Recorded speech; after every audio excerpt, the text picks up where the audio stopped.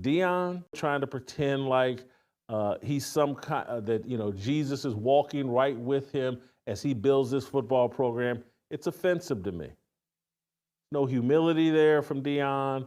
It's all about his sons. It's all about he favors his sons. He favors both of his sons and Travis Hunter. It's not a whole team spirit. It's a group of mercenaries. Dion being one of them.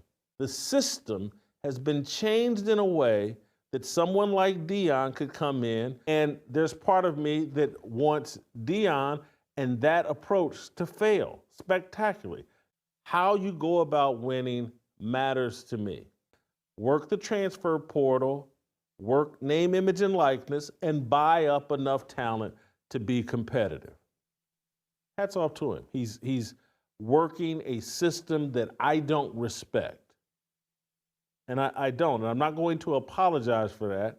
And I'm not going to back away from being critical of Dion's approach. Coming in and kicking all those kids off the team, coming in and turning the whole, claiming Christianity and inviting the entire rap music world and drug-using, drug-promoting world to your football program. I'm never getting on board with that.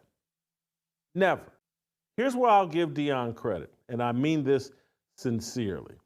Everybody here knows that I like Warren Sapp. Love the fact that Deion Sanders gave Warren Sapp a chance to coach. I'm not sure if anybody else would have done it, particularly at the Power 5 level. And to see Warren Sapp come into his own as a coach and he's now going to have this successful career as a coach with or without Dion from this point forward.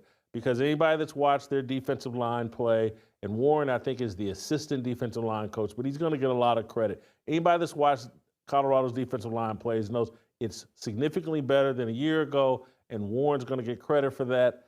I respect the fact that Dion gave Warren Sapp this opportunity. I really do, and I mean that sincerely. Dion's given some other guy, the offensive line coach, I can't call his name, but I think a somewhat unique choice. This guy certainly has a unique appearance, and he's done a solid job. Dion has given some black coaches a chance to come together and to do something significant. These guys will benefit from their experience with Dion. Hats off to him. That's the part of Dion I respect. The rest of it, I still have no respect for. They can win 10 games. They can win the national championship, and I won't respect the way they did it. No different than there are many people that don't like Urban Meyer and all the criminality that went on at the University of Florida when he was winning national championships at Florida. Looking the other way as Aaron Hernandez and all the other arrests were going on at the University of Florida.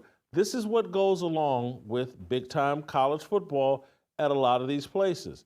The more corrupt your program is, the more unsavory people you allow in, the more success you have. Doesn't matter to everybody. Other people just look at the results and say, that guy is successful. He's won X number of games. And yes, I am aware that corruption in college football was there before Deion Sanders. It'll be there after Deion Sanders. He's not the first, just like I just referenced Urban Meyer. And Urban Meyer is someone that, just being completely honest, I have respect for.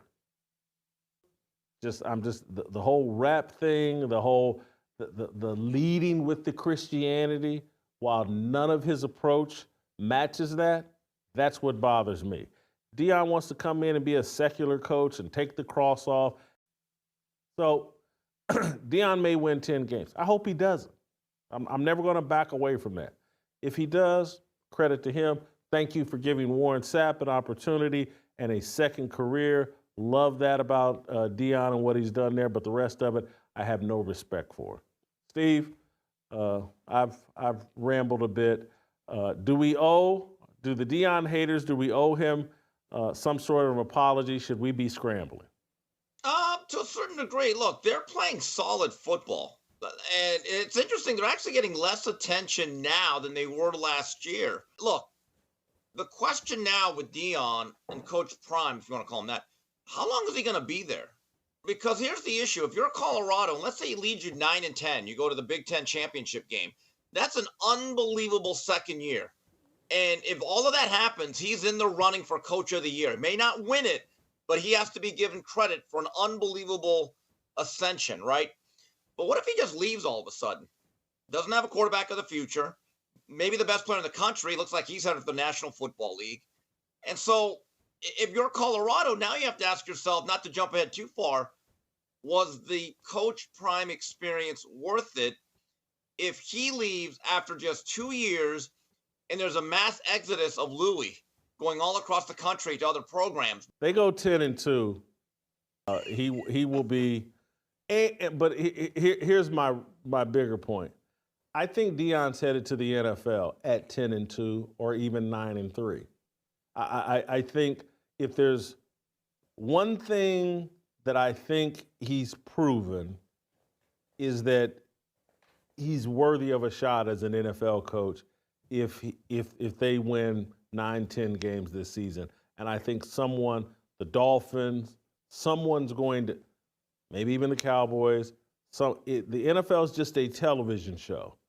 They will invite Dion to be the star of one of their TV series, I think, next season. That's where I think this is all headed. And if he 9-3, 10-2 this year, I will not complain if he gets an NFL head coaching job. Can we back up just a little bit? Because Joel Klatt sounds like Dion himself. Do you believe now? I don't want to hear it.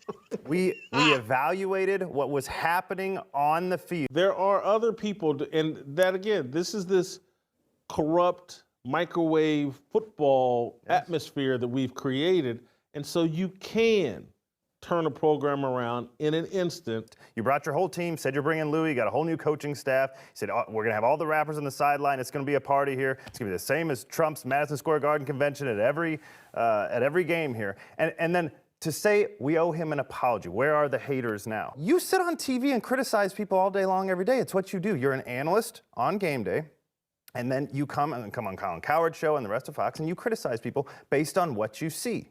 And so do we. And so this idea that anybody would have to go around giving an apology.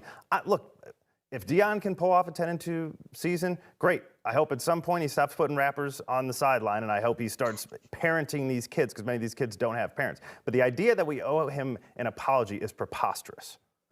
Dion and Colorado have exceeded my expectations. I'm still mad as heck that Baylor let that game slip away, because if that game had slipped away, I think we're looking at a whole different season. They might win the Big 12. Okay, keep this in mind.